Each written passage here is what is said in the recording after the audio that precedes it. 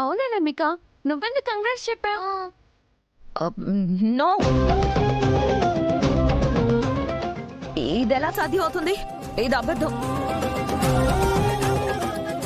హే భాగి, నిజం చెప్పు, ఇది అబద్ధం కదా? కళ్ళ ముందు కనిపిస్తుంటే అబద్ధం అంటావేంటి?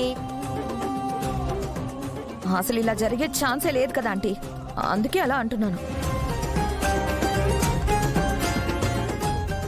మా కోడలు నిలద. నాన్న ఒక్క నిమిషం. పిల్లలు, స్కూల్కి టైం అవుతుంది, వెళ్ళి బ్యాగ్స్ తీసుకొని రండి. Okay dad.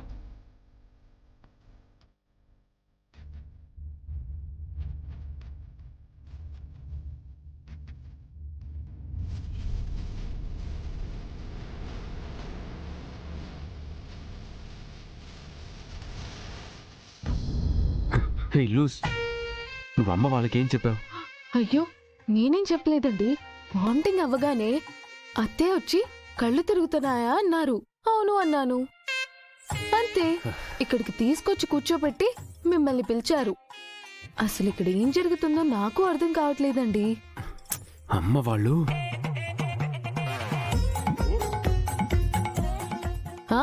అమ్మ వాళ్ళు చెప్పండి.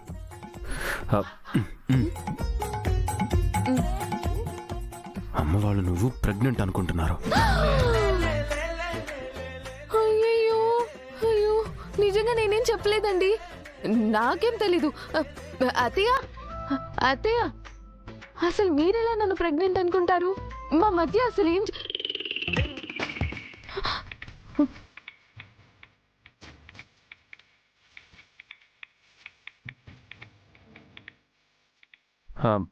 రాతోడు, నేను బయట ఉంటాను, పిల్లల్ని తీసుకొని రా.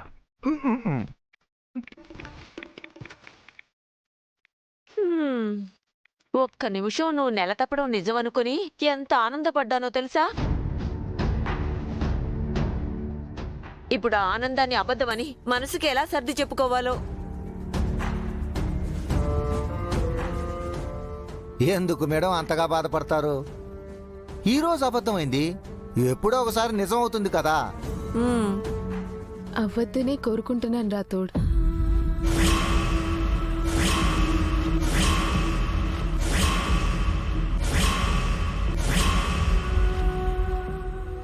మేడం, ఏంటా మాటలు? మాట వరుసకి కూడా అలా మాట్లాడకూడదు. మాట వరుస కనలేదా నామిక గారు, మనస్ఫూర్తిగా అన్నా.